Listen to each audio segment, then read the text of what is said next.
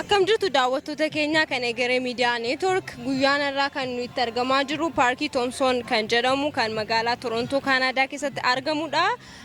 Guyyaa irraa kan nuti sababeeffachuun asitti argamnes guyyaa kan jaallatamaa artistii keenya Haacaaluu Hundeessaa wareegamuu isaa kan waggaa tokkoffaa kabajuufidha kan inni argamaa jirru. Gamanummaan keessummaa qabadheen isin faana turaa turtiin keessan na faana ta'u.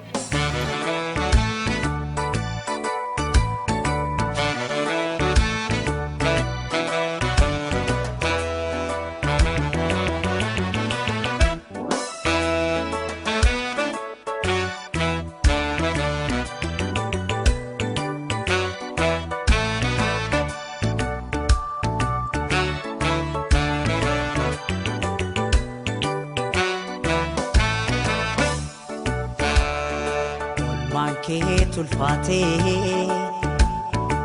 ka anafena olte rakinaaf gadado kanafana rigite anohum nankabu watoko singodo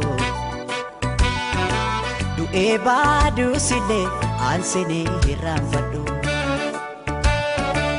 anohum nankabu watoko singodo Sagodu umuriyan Canada jiraadhe keessatti koree sadiin sagantaanii hojjetamee hin beeku akkan beekutti quban qaban yeroo jalqabaatiifitu dargaggoota waldaa dubartootaa fi hawaasii Oromoo walitti qindaa'anii sagantaa qopheessanidha.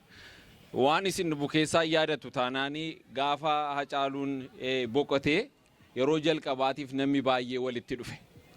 Waan haaraa ture namni baay'ee waliin beeku ture namni baay'ee ijumaan illee wal hubateen beeku ture waan addaatu uumame waggaasaa eegee immoo wanti kun dhufe yeroo baay'ee wal jala hafuutu ture gaafa dargaggooti qopheessan kan community'n badaa gaafa community'n hojjetu immoo kan dargaggootiin badaa wal harcaasaa ture amma garuu gara tokkummaatti dhufanii sagantaa akkas guddaa ta'e bareedaa ta'e qopheessu isaaniitti galata guddaa qabu. Bismillahirrahmanirrahim wa bihi nasta'inu ala umuri dunya wad-din amma ba'd.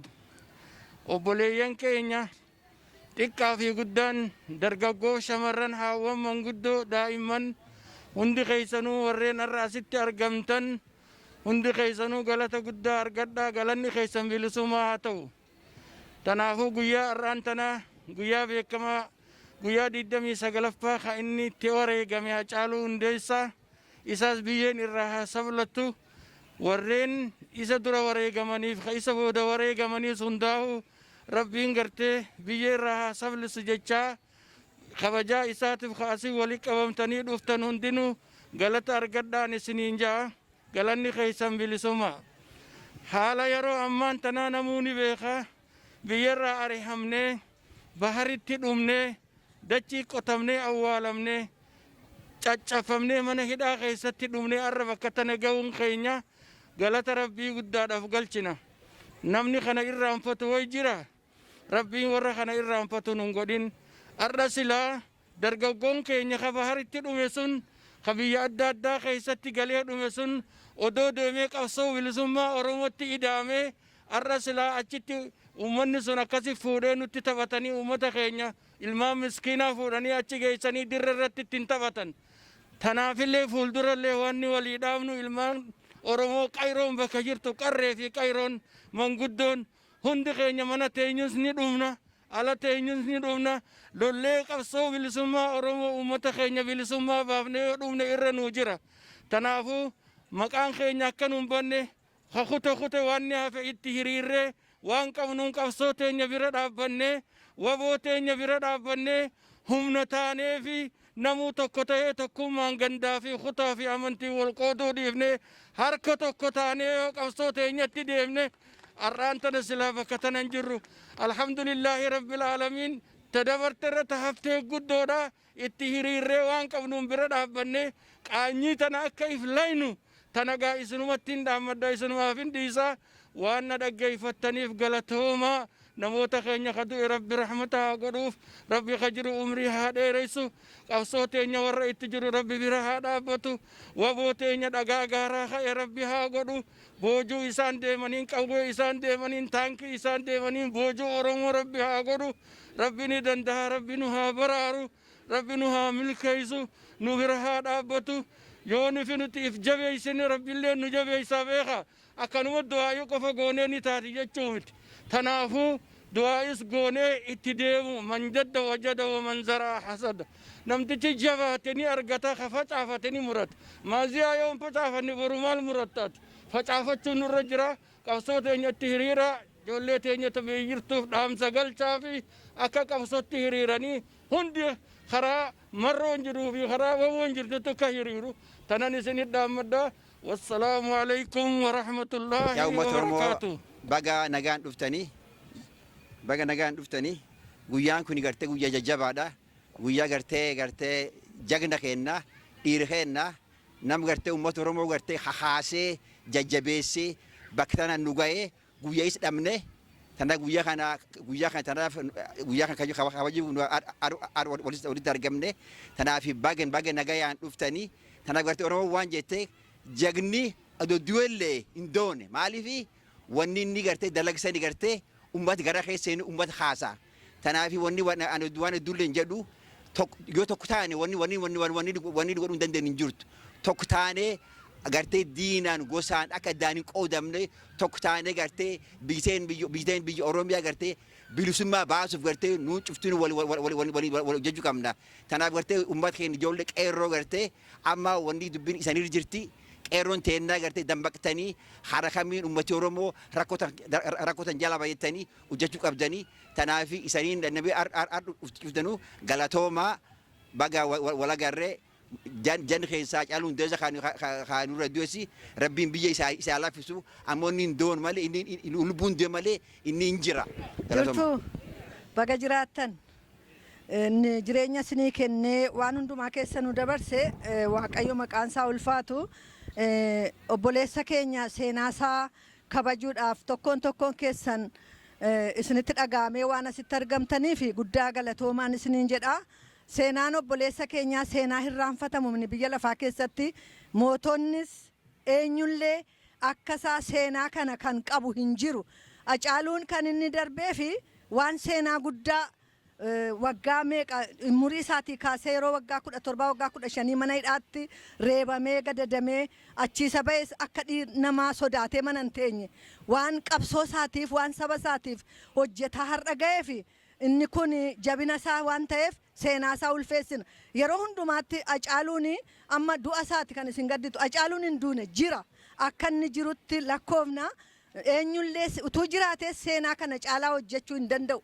Seenaa kanuma hojjeta maaliif jireenya isaati yeroo isaatti yeroo barbaachisaatti hojjeteera yeroo barbaachisaattis immoo fudhatameera kanaaf waa'ee Acaaluu fi dhugaadhuma dubbachuu fi akka baroota durii fakkeenyaa fi waa'ee Musee hin kaafnaa waa'ee Ermiyaas hin haasofnaa waa'ee raajotaa baay'eetu jira Museen ergamaa ture Acaaluunis ergamaadha jechuu dandeenya Acaaluun akka ergamaa tokkotti saba isaatiif waan gaarii waan hojjeteef Waaqayyo lafeesaa jireenya isaa saba isaa hundumaa waan qabsoodhaan humna kennee fi qabsoodhaan mootummaa dura dhaabbatee saba isaa ol kakaasee fi Waaqayyo immoo isa jireenya isaa ol kakaasu kanaaf Waaqayyoon hin kadhanna Waaqayyo abbaa keenyaa ilaa waan nu asitti walitti qabamneef ati beektaa waa'ee obboleessa keenyaa fi baay'een qabsaanii baay'een waa'ee saba isaaniif kan dhiigan kan rukutaman kan waraanaman baay'eetu jira amantoota keessaas warri amantoota hundumtu kan saba isaatiif hin dhaabbanne kan saba isaatiif hin hojjenne hin jiru kanaaf nummoo amantiidhaan gandaan akka galgar waliinirree tokkummaadhaan akka Waaqayyo nu dhaabu yoo tokkummaa qabaanne hin moona yoo tokkummaa qabaanne wal bubuufne garuu gargaruma akka wal buufnetti hafna nuyi ollaarraa barachuutu nurra jira, walii keenyarraa barachuutu nurra jira, gandarraa barachuutu nurra jira. Seenaan qabsoon kun kan irraanfatamu waan hin taaneef qabsoo keenya ittuma fufna. Waaqayyo immoo nu gargaara. Yoo nuyi tokko taane Waaqayyo nu gargaara. Yoo nuyi tokko taane wal jaallanne jaalalli Waaqayyo nu gidduutti argama. Yoo nuyi gargar firfirfamne garuu diinnis gargar nu firfirsuu waan barbaaduuf iddoo tokkummaan jiru.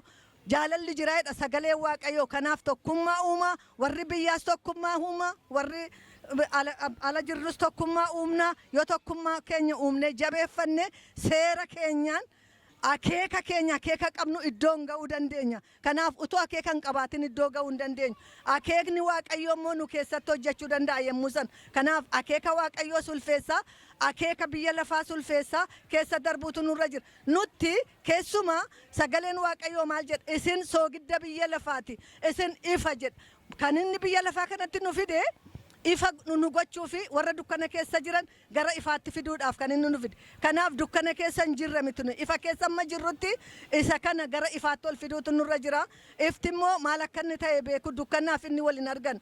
Kanaaf obboloota koo amma waa'ee isa du'ee gadduu dhiifneetu waa'ee ijoollee isaatii, waa'ee haadha manaa isaatii, waa'ee jireenya isaatii gara fuulduraatti maal hojjenne isa yaaduutu nurra jira. Yoo gara fuulduraatti tarkaanfanne humna godhanna yoo waan tokko hojjennu ta'e isa gara teellaa haasofna taane ammas qabsoon keenya gara teellaatti deema jechuudha. Kanaaf gara fuulduraatti akka deemnu Waaqayyo hunduma keenya gargaaru.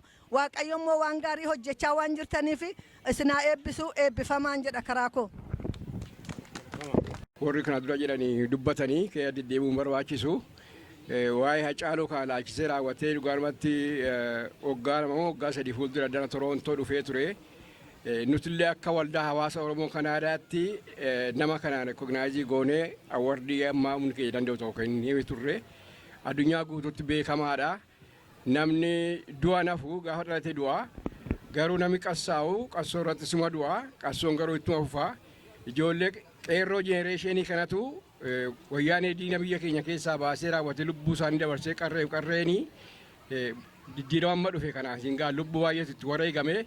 Hacaaluunis warra isaanii kakaasu keessaati karaa sirba isaatii karaa walaloo isaatii karaa hundumaayyuu waanuma danda'ameeni amma ammatti taanaan namoota hundumaa kan kakaasaa ture Hacaaluudha.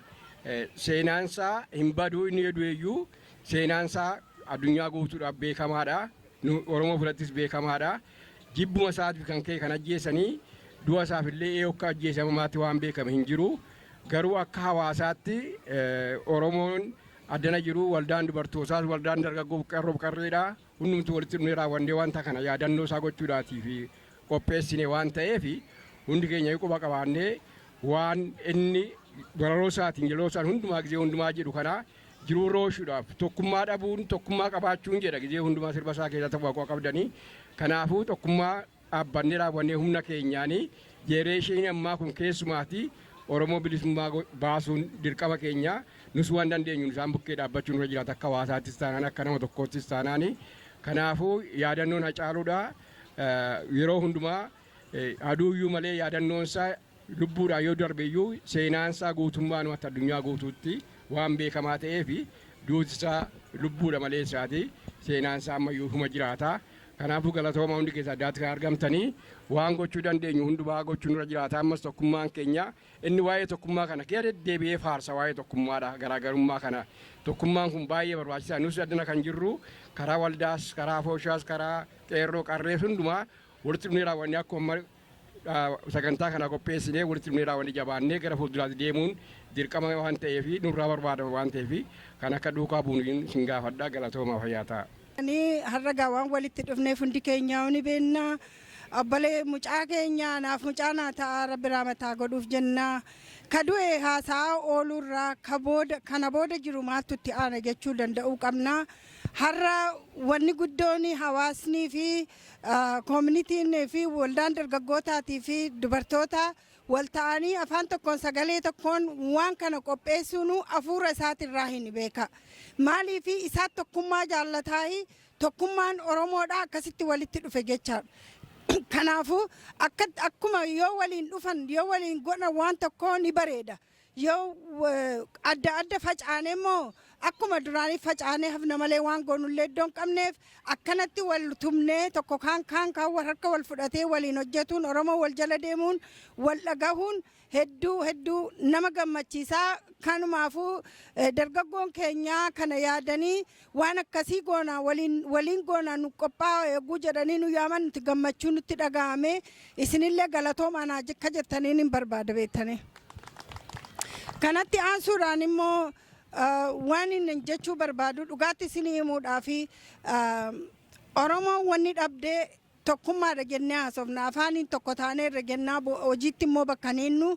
Please Oromoon bakka jirtanii gumaa Hacaaluu kabaafnu Hacaaluu ni du'e jennee boo'aa ooluudhaan Hacaaluu gumaa isaa baasuu hin dandeenyu dhugaattiin isin hima. Hacaaluu ka gumaa isaa baasuu dandeenyu yoo murannee tokko taanee hojjennee bakka nu barbaachisutti bakka Oromoodhaaf waan tokko bu'aa barbaachisa jedhamutti yoo argamne qofa murannoo fi kutannoo isaa galmaan gahuu dandeenya. Qeerroo nuti dulloomne isin biratti dhaammachaa jira. Hundi keessa warri dhagaa jirtan ijoolleen dargaggoodha. Qabsoo keessan nurkaa fuudha qabsoo kana bakkaan gaha. Har'a dhiira akka keessaniitu ijoollee akka keessaniitu biyya isaaniitiif lolaa jira. Isaan sana utubuu isaan sana bira dhaabbachuun dirqama Oromummaa isinii kennannee jirra. Ani boru ganama du'uu mala nama guddaa ta'e amma 30 ergan biyya kana dhufe waan Oromoo jedheetiin fiiguu jira. Amma dadhabaatiin jira. Kanaafu isinii dabarfachuu feenaa qeerroo Oromoo nu dhagaatii dhiiraa fi dhiira dhalaan keessan nu hurkaa fuudhaan isiniin jedhaa fayyaanaa ta'a ulfaadhaa jiraadhaa I'm going to horaa speak in bulaa. English to address the youth in here. First of all, on behalf of Oromo Youth in Charge, thank you guys so much for coming, for spending your time with us. It truly means a lot to see everybody in the community coming together. It's been a very, very hard year on everybody, mentally, physically, emotionally. It's been a very long year. We've seen people die. We've seen people get sick. It's been very hard, so to come together is a beautiful thing. I want to start off by reminding all of you guys, if you guys forgot, Oromo people, you are so smart. You are so strong. You are persistent. This fight has not started right now. In case you forgot, you are all very beautiful people who have a lot in you. Your blood, your DNA is very strong, in case you guys forgot. I was listening to a Zoom meeting the other day and somebody said something that really resonated. And they said that Ethiopia sees Oromo people as a threat. And this is why they go hard at us harder than they do anybody else. Because you know what? We are strong, we are powerful, we are resilient. Our history lies in the land of Ethiopia, and none of us can ever forget that, okay? I think that, you know, sometimes we forget that Hachalu wasn't the only fallen soldier. There are many, many people who came before him who did the same thing that he did, but it just hits stronger because the time is right now. Hachalu's right now. But there are many, many, many fallen women and men who came before him, who did the exact same thing that he did, and we're still here, which means that the fight does not stop. It has to keep going. Hachalu was our brother. He was somebody who I see in every single one of you. Every single one of you are Hachalu, an Oromo person who was fighting for what they believe in. So you know what? We have to take that fight that we had last year. It's already been a year, believe it or not. So that same drive, that fire that was in our gut, it needs to continue. It can't stop here. It cannot stop here. It means that we have to keep protesting. We have to keep making sure that our voices are heard. And the problem that I think we lack is having one voice. What Habo just said, we need to have one voice. It's not a matter of this is this person's event, that is that person's event. If it means coming together for Oromumma, it means we have to get up and march as one unit, one body, okay? So if somebody is needing help, you need to help them. They're your Oromo brothers and sisters. Help people that don't necessarily give you anything. The only thing that means anything in humanity is helping somebody that cannot do anything for you. It means that it's coming from the heart. And every single person here is your brother, is your sister, is your mom, is your dad, is your aunt. So when I look at you guys, I see you as family, okay? My father died when I was very young, but I see a lot of my dad in each and every one of you. Each and every one of you. So we need to hold each other arm in arm and keep going. And keep going. You see here, look at this generation right here. He's coming, but he has no idea what's ahead of him. And you know what? This is what we're preparing. This is what we're preparing. We're preparing these young children, these young bodies that are here to help us grow.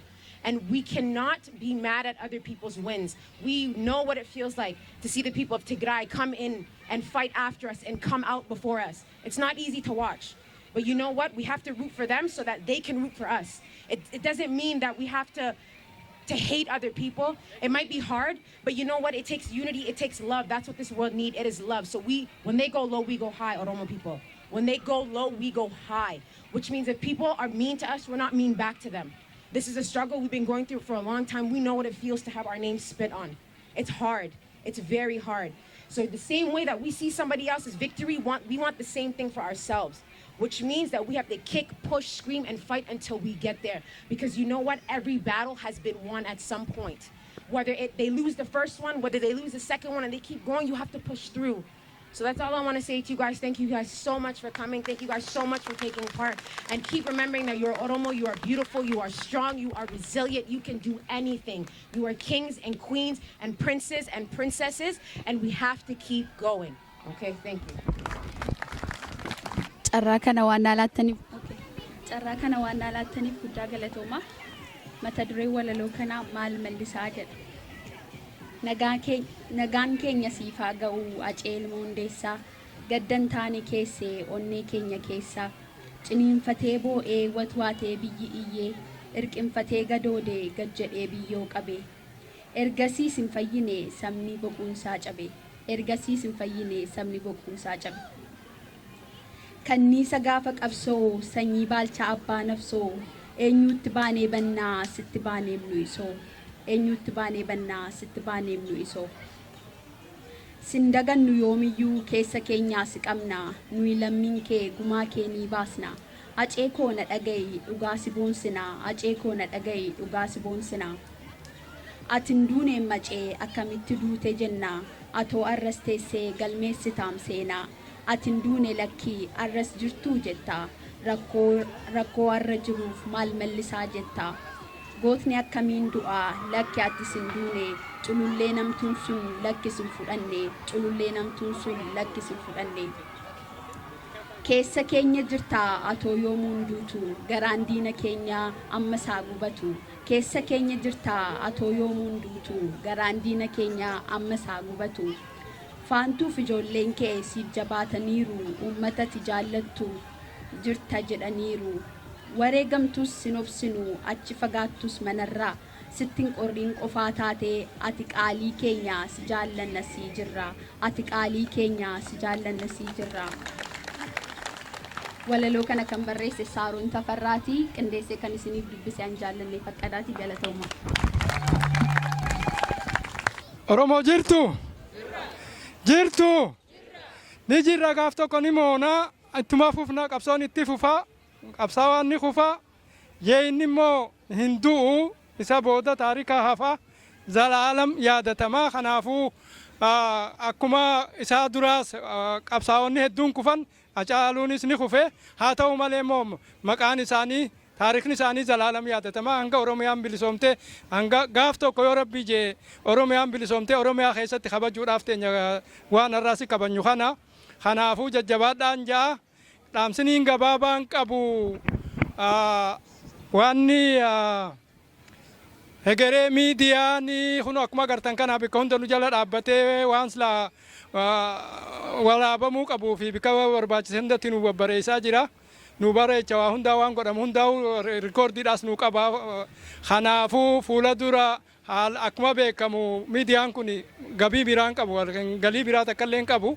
Uummatuma Oromoo irratti hirkateeti uummata Oromootiif hojjechaa jira. Kanaafuu fuula dura gaaf tokko yoo Rabbi yeroo gabaabduu keessatti qophii wahii qopheessinaa. Qophii sanirra nu argama.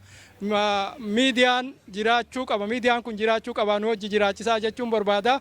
Miidiyaa dhabaa fi warri Habashaa miidiyaa meeqaan tam qaba. Akkanatti bikka hedduutti nurratti wanni jedhanii nurraa baroodu.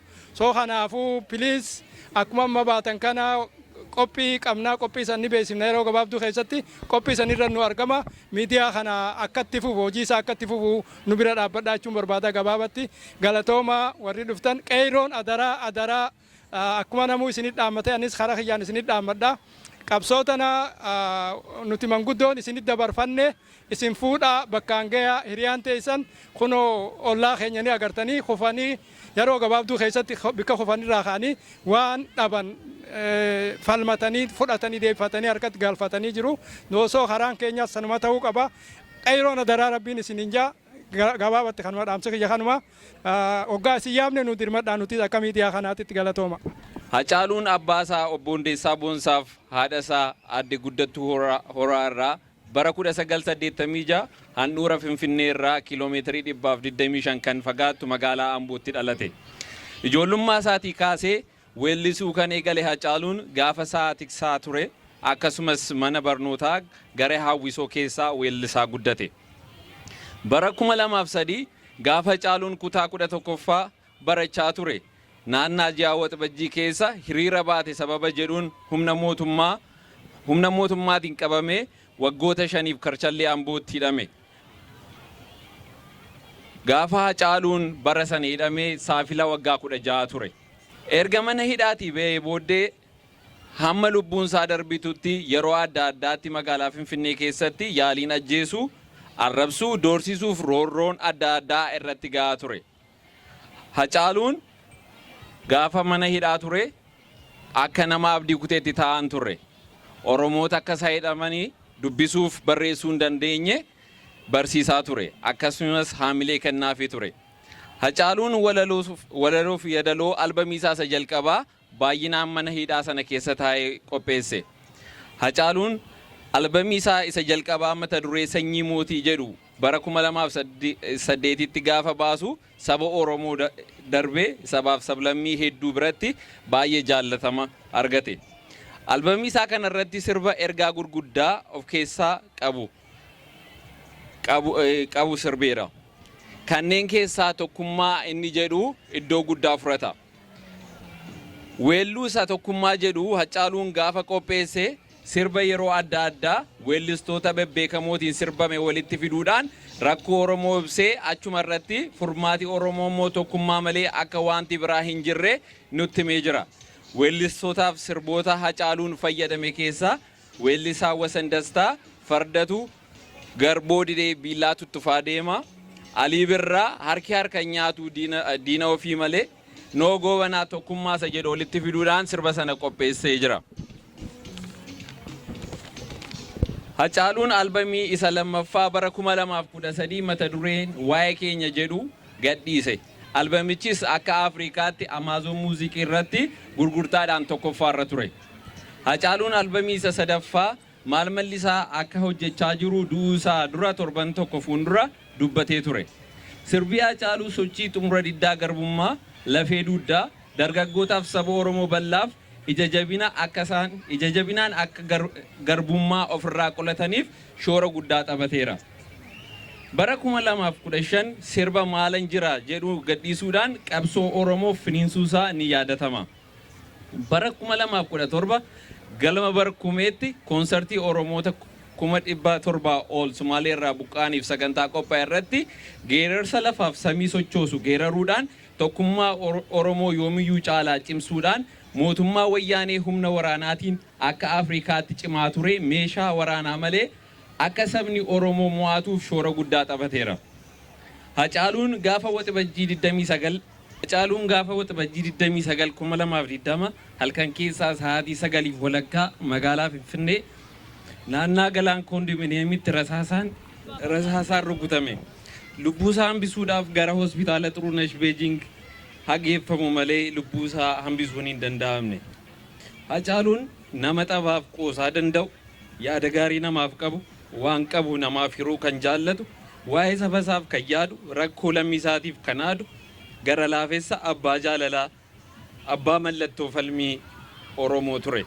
Hacaaluun faantuu wajjin gaa'ela dhaabbachuudhaan ijoollee 3 horrate. Akkam jirtu maqaan keessan eenyu? Maqaan kiyya Lubbuu Margaan jedhama. Baga nagaan wal agarre. Ayyee baga nagaan hundumti keenya wal agarre. Guyyaa irraa akkuma beekamu waggaa tokkoffaa kan Hacaaluun Hundeessaa itti wareegame sababeeffachuun hundi keenya asitti walitti qabamneerra. Isinis ergamanumaan ergaa maatii isaatii fi uummata Oromoo gadditti dhaga'ame. Isinis gadda keessan akkamitti akka ibsattani daawwattoota keenyaaf ibsaa. Hacaaluun eguma kaayyoo inni itti wareegamee qaba.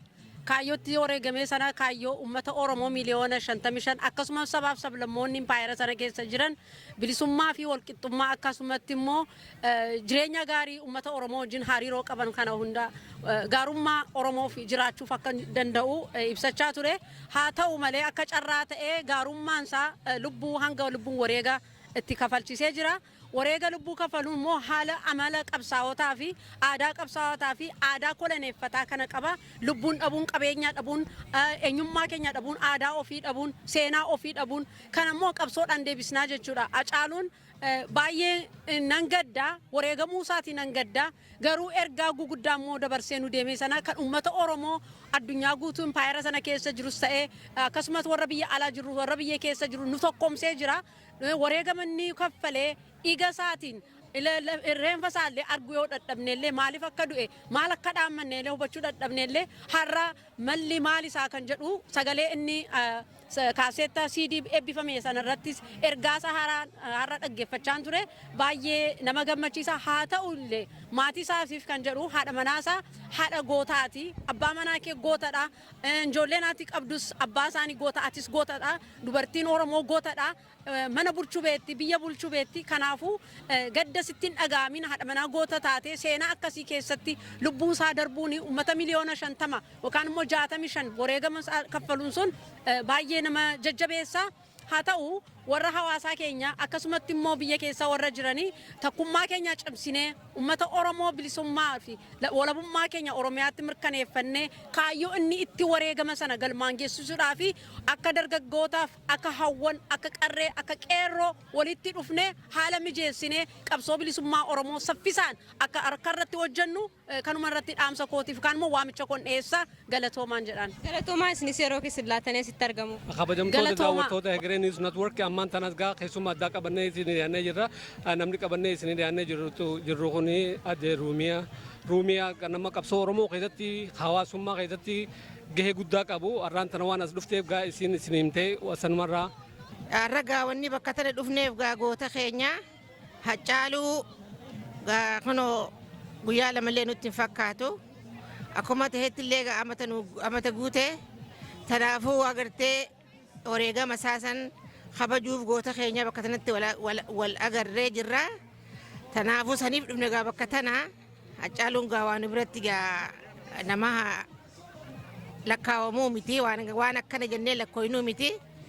Kanaafuu gaa rabbummaan gartee gaa bakkuma jirutti gaa isa bakka isaa haa tolchuu fi ilmaan isaatillee gaa akkasumatti gartee warra gartee guddatee bakka isaa bu'u rabbi isaan haa godhu. Warra isaaniitiif haadhaa fi abbaa fi akkasuma gaa warra isaatillee rabbiin gaa warra gartee gaa haa jajjabeessu jajjabeenya haa kennuufi nu Oromoo guutuurraa du'e inni waa nama tokkorraa hin duune, lamarraa hin duune, sadiirraa hin duune bookisaan keenya leenci keenya nama Oromoo guutuurraa du'e rabbiin gaa nu Oromoo hundaa'u nu haa jabeessu.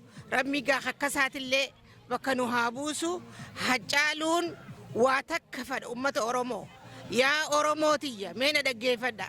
Hacaaluu waa takka fadha nu kanarraa. Hacaaluu wali nu kanarraa fadhu tokko ta'uu uummanni Oromoo tokko ta'uu fadha Hacaaluun. Please yaa Oromootiyya mee wal haa dhageenyu, wal haa dhaggeeffannu. Waliifis irra dabruu haa dandeenyu. Rabbi dachii nu haa godhu. Dachiin tuni waa hunda baadhatti. Waliif warra dabruu haa dandeenyu. Mee tokkichaa inni fadhu san waan tokkichaa tokkummaa Oromoo ta'e inni fadhu san. Please waan takkitti tana haa goonuufi. Yaa Oromoo hamma jirru takkitti tana haa goonuufi. Maqaan koo Saamsoon Eliyaas naan jedhan. Akkuma beekamu guyyaa har'aa guyyaa ayyaana waggaa tokkoffaa kan Hacaaluun Hundeessaa itti wareegame sababeeffachuun asitti argamneerra. Atis akka nama tokkotti asitti argamteetta. Ergaa maalii uummata Oromoo fi maatii Hacaaluutiif qabda? Duraan dursee galatoomaa isiniin jechuun jaalladha.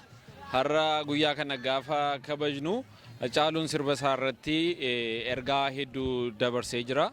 Ergaa ni dabarse keessaa immoo inni guddaani amma yerootti ta'anii hiriirratti baanutu hin ta'in yeroo ejjennoodhaan gara fuulduraatti deemamuudha. Kanaaf saba Oromoo bal'aatiin kanan jechuu barbaadu gorsa Hacaaluus furannee yeroon isaas immoo yeroo ejjennoodha sababii ta'ee fi waan tolereetii gannu bukkeetti dhiisnee ejjennoo furannee ejjennoo qabaannee gara fuulduraatti biyya keenyaaf saba keenya bilisa baasuun nurra jiraataa jedha. Galatoome yeroo keelaatti asitti argamu. Baay'ee galatoome. Hayyuu keenya, beekaa keenya, artii keenya, ilma keenya, obboleessa keenya, qabeenya keenya hagartee nu biraa deeme jaal Hacaaluu Hundeessaadha. Rabbi isaaf haa maaru jenna. bakka deemetti gaa rabbiin isaaf haa araaramu jennoonni biraa ka jennu hin jirtu deeme hin deebi'u garuu immoo dhaamsuma isaa san gartee guyyaa irraa kana yaadannuma isaatii fi laphuma teenyarra jiraachuu isaatiif walitti dhufneetu moolumaan haa yaadannuuf walitti dhufne ammoo wanni isa boonsaa wanni isaan yaadannaa jechuma wanni takka takka jennu wanni isa boonsaa wanni isaan yaadannu waa'ee inni barbaadu waan inni irratti lubbuu isaa tan horiin hin deebisne dhabe kana waan lubbuu isaa tan gartee bitii miliyyoonni meeqalleen lubbuu isaa bituu hin dandeenye itti nuu dabarse tana bakkaan akka geenyu hoggayyuu walitti dhufnee tanarratti akka wal gorfannu tanarratti akka waliin jiraannu tanarratti akka waliin dhaabbannuma innilleen namni du'e tokko hogguu qabsoo tanarra du'e du'ullee inni achi jiru sunillee wanni gartee itti gammachuu qabu ka jiruu fi ka du'ee fi ka jirulleen gammachuun isaa waan inni itti wareegame sun bakka gahuudha warra bakkaan gahu rabbi nu haa godhu wanni biraa tajannu jirru arra guyyaa walitti dhufneef guyyaa yaadannoo Hacaaluu Hundeessaadhaati wanni kanarraa godhuu qabdu Oromoon amma ka wanni takka isaan fuulli biraa ka jirtu ka takka ta jirtu jirtu yoo tokkummaa takkitti taate malee tokkummaa ka wal sobuu hin ta'in tokkummaa fi wal jala deemu wal duraa fi wal duuba dubbachuu osoo hin ta'in wal dura gatta'anii wal gorfatanii waliin deemuu takkitti furmaanni yeroo hanga la utaalcha shimbirroo takkaan nuu hafe yoo dhugaas hin taate yoo ammoo utaalcha shimbirroo kana kan hin dhaqqabanne taate Oromoo waan hoggayyuu amataa gadaa seenaa gootuuf hin qabdu taa'imni caluma jennee fi ina keenya irratti deebinee taa'uu qofa yoo wal jalan deemini waliin dhagee waliin durfame hangas wanni utaalcha xiqqaa tokkoon nuu hafe hangi kun wal dhageehu waliin deemu wal jala deemu kana osoo hin taane namuu anaatiitu deeshii qabaa anaa kana harkisaa anaa kanan qabu kana harkisaa kunna harka dhufee anaaf ajajamuu qabaa osoo hin ta'in ajajaa tokko jala walitti deebine ka anaa yaada bareedaa qabu jiru ka yaada hin qabu jiru sanii wajji walitti dhufee obsa walii qabaatee liid godhuun hanga sun utaaluudhaaf waliin deemu wal jala deemu furmaanni tokko jiru hanga kana yeroo tana dhabnaan ammoo amataa gadaa waan itti seenaa nu hin qabnu. Maqaan koo Tarreessaa jedhama jiraata Kaanaadaati. Ayyee akkuma beekamu ati atleetiidha qeerroodhasi qeerroo Oromoodha. Guyyaa irraa kana kan nu sababeeffachuun asitti argamnee jirru waggaa tokkoffaa wareegamaa Hacaaluuti. Atis maatii isaatii fi uummata Oromootii fi ergaa ati qabdu gamanumaan akka dabarsituuf ture ergaa kennuuf. Ergaan ani qabu egaa Hacaaluun egaa hunduma keenyaaf saba Oromootiif dararame kanaaf har'allee sababii isaa sababeeffachuudhaaf walitti qabamnee jirra. So Hacaaluun ammas taanaan borus taanaan hin jira nu keessa jira uummataa fi kan inni dararame kanaaf har'as ta'e borus ta'e nuti sabni Oromoo yeroo hundumaa laphee keenya keessa sammuu keenya keessaa hin badu har'allee sababii sanaatii walitti qabamne kanaaf uummanni Oromoo jabaatee waa'ee saba keenyaa kana warra hidhaa keessatti illee dararamaa jiran illee warra iddoo baay'eetti rakkachaa jiran illee isaan faana illee akka dhaabbannu sabni Oromoo akka tokko taanu sabni Oromoo wal kabajnee qomoodhaan gandaan otoo waliin qoodin tokko taane akka waliin dhaabbannu abdii guddaan qaba jechuudha. Galatoome yeroo keelaatti asitti argamuu keef. Atis baay'ee naaf galatoome teenkeu. Kanaafuu ga'anii bilisoomnaa qalbiinis isin hin cabini nu warraan tana wanni jira. Geessaa Hacaaluu tana jechaaf dhufnee akkasitti yaadannaa Hacaaluutiif jecha dhufnee isallee gartee biyyeen itti sablattu. Saniifuu Hacaaluun ni mudu'e malee wajjin jirra. Kanaafuu waa takkallee yaadinaadhati warri gartee daggala keessa jirus nuti isin maddiidha jirra marroon faanis ubrii dheertuu isin haakannu waa hundaanuu isin maddiidha jirra. Kana jechaafuu sani asumarrattan isinirraa dhaabaa inoo Oromoon ajjirti. Hundumne dura Hacaaluun uummata Oromootiif akkami Hacaaluun qabsoo Oromoo keessatti gaheensaa maal fakkaata? Hacaaluun qooda guddaadha qaba gahee Oromoo keessatti Hacaaluun gartee namnummaan gartee bilisummaa fide Hacaaluudha. Sanaafuu Hacaaluun qooda guddaadha qaba. Galatoomi obboleessa kiyya fayyaadee.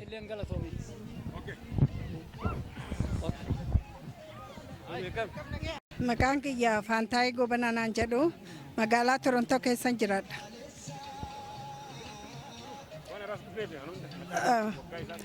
Har'a wanni bakka tana dhufnee fi Hacaaluu amata isaa qabanne jenneeti. Oromoo garuu waan takka wanni beekuun nutti jiru Hacaaluu waggaa tokkoon isaa kabajuun amata guutuu booyaa baanee kabajuun gaariidha. ammoo haa ta'u maleessa ilmaan Oromoodha harka tokko wal qabannee kaanee bakka takka yoo geenye malee du'a nama keenya ka du'ee booyaa oollu faayidaan takka illee hin jiru. Wal jala hiriirree xiqqaan xiqqaatti beekee guddaan guddaatti beekee wal dhageenyee karaa tokkorra ceenee akka uummanni Tigreedhaan ni bilisoome jedhu uummanni Tigreedhaa bara afaan tokko dubbata.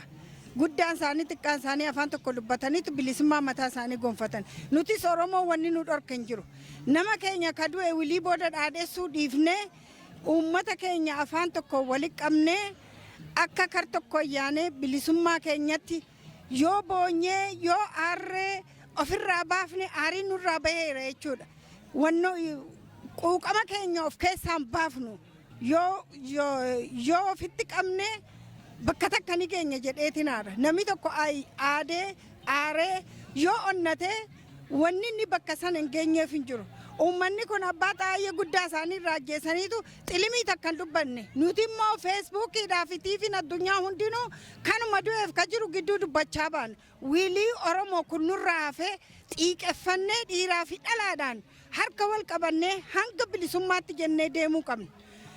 Biyya keenya keessatti mariin tokko yoo ka godhamu ta'es waboo keenya alatti mariin godhamu tokkollee kan jiraanne uummanni Oromoo hayyamuu qabu.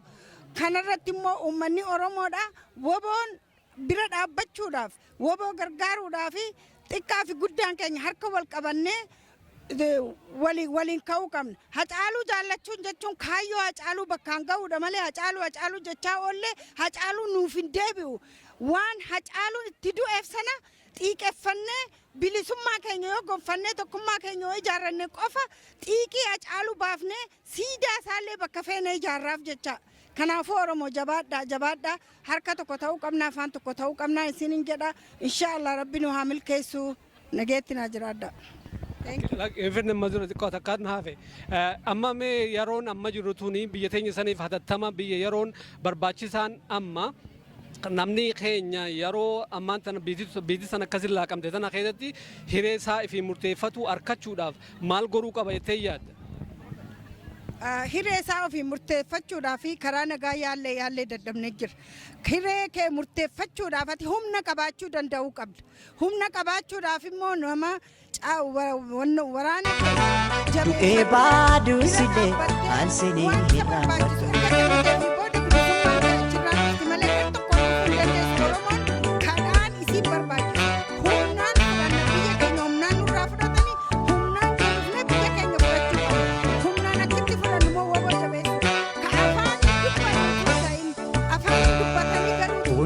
Dandeessu koo yaa bara fakkaatu ragaasiif baha kan akka kee hin jirtu rabbaanaaf si uume hunda keetu tolchee keessa keefi bifa kee walqixa bareeche. Hunda dandeessu koo yaa bara fakkaatu ragaasiif baha kan akka kee hin jirtu rabbaanaaf si uume hunda keetu tolchee keessa keefi bifa kee walqixa bareeche. Jireenyi koo malee jireenyi dacheera si malee naan ta'u waa hundi waa mara anoo humna hin qabu waa tokko si godhu du'ee baduu sidee aansinii hirraanfatu. Jireenyi koo malee jireenyi dacheera si malee naan ta'u waa hundi waa mara anoo humna hin qabu waa tokko si godhu. Du'ee baduu sidee aansinii hirraanfatu. Furmaata waaraatti deemaa jiru kun akka sabaatti gochuu dadhabuun keenya baay'ee nama gaddisiisa. Kana. Amanumaan maal jechuu barbaada? Akka yeroo tokko maal gochuu qaba jettee yaadda? Warri kaanis maal gochuu qabu jettee yaadda? Ani akka uummata Oromoo gargaaruu qabu akka dargaggeessa Oromoo tokkootiitti sabni Oromoo jabaatu wajjin qaba. Maankee tulfaatee ka'anaaf finaa ooltee. Galatoomee yeroo rakkinaaf gadadoo kan na faana rigitee.